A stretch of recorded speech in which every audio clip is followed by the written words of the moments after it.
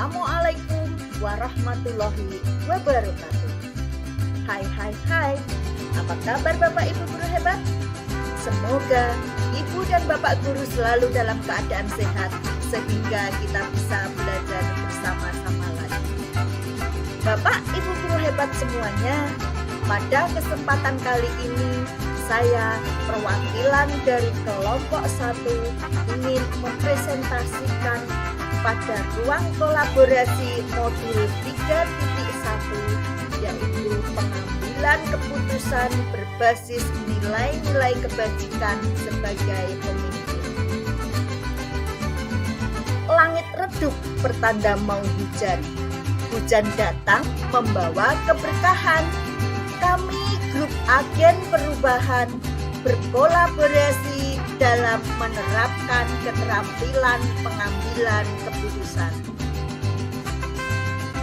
Tujuan khusus dari pembelajaran ini yaitu calon guru penggerak dapat berbagi, berkolaborasi, dan menerapkan keterampilan pengambilan keputusan berdasarkan 4 paradigma, 3 prinsip, dan 9 langkah pengujian. Studi kasus kali ini kami mengambil salah satu kasus nyata dari anggota kelompok kami. Seperti yang kita ketahui bersama, tujuan pendidikan menurut Ki Hajar Dewantara adalah menuntun segala kodrat yang melekat pada diri anak agar mereka dapat mencapai kebahagiaan dan keselamatan yang setinggi-tingginya baik sebagai individu maupun sebagai anggota masyarakat. Konsep Merdeka Belajar adalah suatu upaya untuk menciptakan suatu lingkungan belajar yang bebas untuk berekspresi, bebas dari berbagai hambatan, terutama tekanan psikologis. Bagi guru, dengan memiliki kebebasan tersebut, lebih fokus untuk memaksimalkan pada pembelajaran guna mencapai tujuan pendidikan nasional. Namun, tetap dalam rambu-rambu kaidah kurikulum. Berdasarkan filosofi dan konsep Merdeka Belajar tersebut, maka saya berusaha menciptakan pembelajaran yang sesuai dengan karakteristik murid. Supaya tidak monoton, sebelum pulang sekolah pasti saya tawarkan kepada murid-murid saya mengenai metode pembelajaran yang mereka inginkan untuk esok hari. Murid-murid saya lebih senang belajar di luar kelas daripada belajar di dalam kelas. Maka saya berusaha memenuhi apa yang menjadi keinginan mereka. Melalui musyawarah kelas, akhirnya kita tentukan 3 hari belajar di dalam kelas dan 3 hari kita belajar di luar kelas. Saat kami sedang melaksanakan pembelajaran di luar kelas, pada saat itu mata pelajaran kita tentang perkembangbiakan tumbuhan. Saya ajak murid-murid untuk mengamati tumbuhan yang ada di sekitar sekolah. Kebetulan di samping sekolah kami adalah lapangan dan juga persawahan. Jadi banyak pohon yang tumbuh di sana. Setelah mengamati, kemudian anak-anak mencatat tumbuhan apa saja yang mereka lihat. Kemudian menentukan cara perkembangbiakan dari tumbuhan tersebut. Murid-murid sangat senang dan berantusias mengikuti setiap arahan dari saya sebagai gurunya. Namun pada saat yang bersamaan ada wali murid yang lewat dan berhenti menghampiri saya. Kemudian beliau berkata, "Bu Aning, kelas 6 kok sering bermain di luar kelas? Apa tidak diajar, Bu?" Bagaimana anak saya bisa pintar kalau setiap hari hanya diajak jalan-jalan dan main-main? Menurut wali murid, bahwa belajar itu ya duduk di dalam kelas, mendengarkan Bapak Ibu guru ceramah, mencatat, seperti itu. Jadi mereka itu belum paham tentang konsep merdeka belajar. Kemudian saya beri penjelasan kepada wali murid tersebut mengenai konsep merdeka belajar yang sedang saya terapkan. Di lain hari, saat pembelajaran di luar kelas lagi, juga terjadi hal yang sama, tetapi dengan wali murid yang berbeda. Padahal saya sering mendokumentasikan kegiatan pembelajaran dan menguploadnya di WA grup kelas. Ternyata beberapa wali murid tersebut tidak memiliki smartphone karena memang keadaan ekonominya yang kurang mampu. Selama ini, murid-murid yang tidak tergabung dalam WA grup kelas, saya sarankan untuk bergabung dengan temannya yang memiliki smartphone agar tidak ketinggalan informasi. Dari hal tersebut saya menjadi dilema. Satu sisi saya berusaha untuk memenuhi kebutuhan belajar murid secara variatif. Namun di sisi lain terdapat beberapa wali murid yang kurang setuju dengan metode pembelajaran yang saya lakukan. Akhirnya saya menemui Bapak Kepala Sekolah untuk mencari solusi atas permasalahan saya. Kepala sekolah sangat setuju dengan metode pembelajaran yang saya lakukan karena memang untuk memenuhi kebutuhan belajar murid. Selama ini memang belum ada sosialisasi kepada wali murid mengenai kurikulum merdeka dan juga konsep dari merdeka belajar. Sebagai tindak lanjut dari keluh kesah saya, kemudian diadakan rapat intern bersama Dewan Guru, Kepala Sekolah, dan juga Komite Sekolah untuk membahas permasalahan tersebut. Dari rapat intern tersebut, kami sepakat untuk mengundang seluruh wali murid untuk mensosialisasikan kurikulum merdeka dan konsep merdeka belajar. Dari kasus tersebut, paradigma yang digunakan adalah paradigma dilema etika individu lawan masyarakat, di mana satu sisi saya berusaha untuk memenuhi kebutuhan belajar murid, namun di sisi lain adanya pertentangan dari wali murid.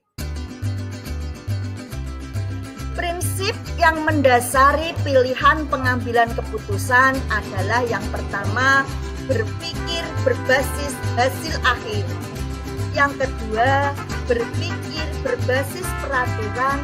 Dan ketiga, berpikir berbasis rasa peduli.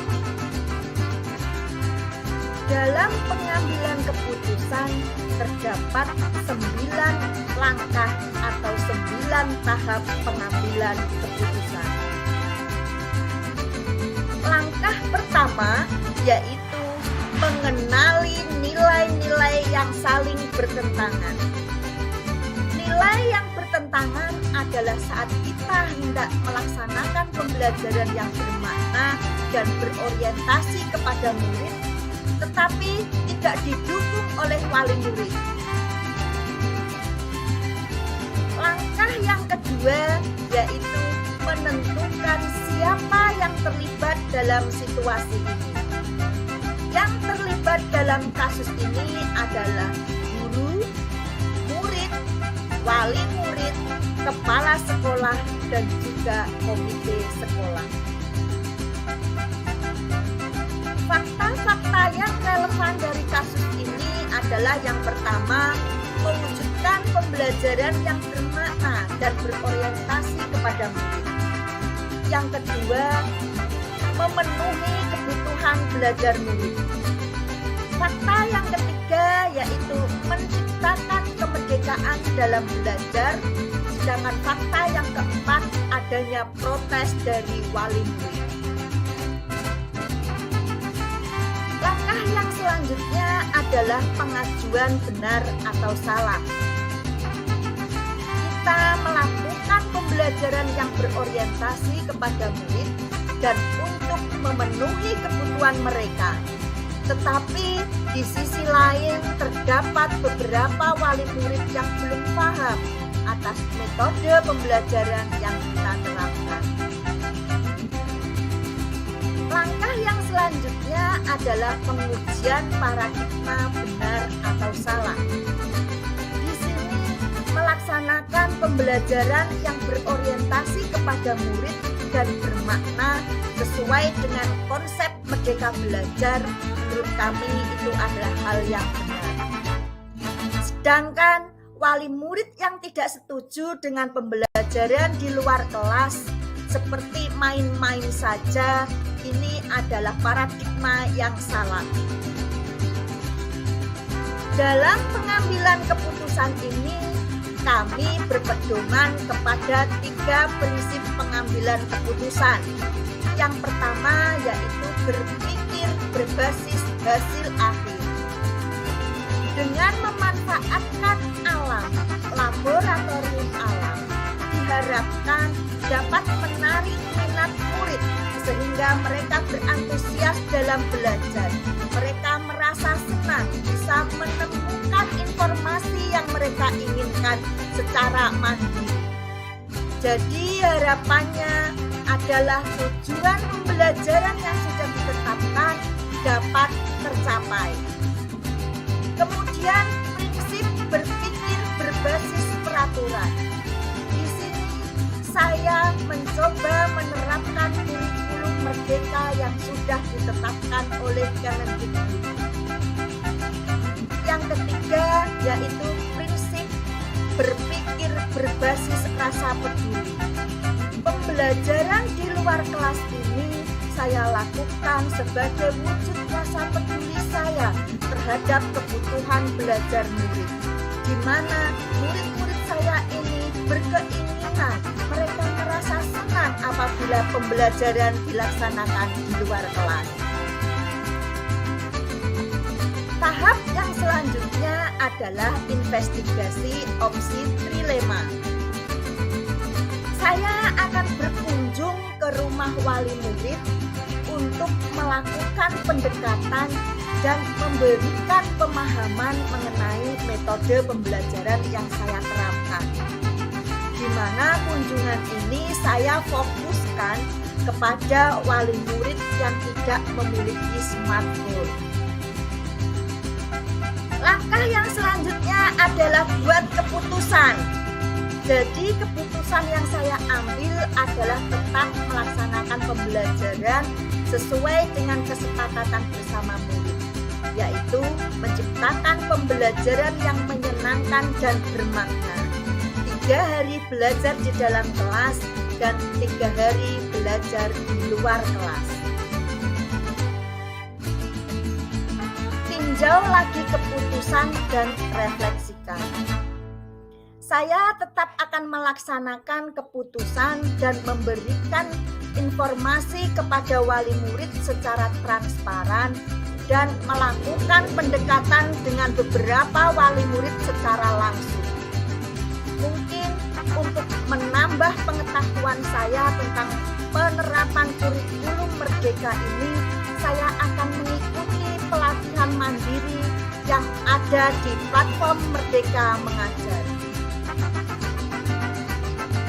Berdasarkan pertimbangan yang telah diuraikan, menurut kami pengambilan keputusan ini telah tepat karena merupakan titik tengah dari dilema permasalahan yang dialami.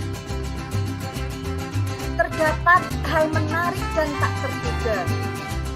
Ternyata untuk mengambil keputusan kita harus menggunakan beberapa langkah dan harus sesuai dengan peraturan yang ada. Makan nasi dicampur dengan bakmi. namanya es kelapa muda. Demikian presentasi dari kami. Kelas C, kalian memang luar biasa. Terima kasih. Demikian yang dapat saya sampaikan. Wassalamualaikum warahmatullahi wabarakatuh.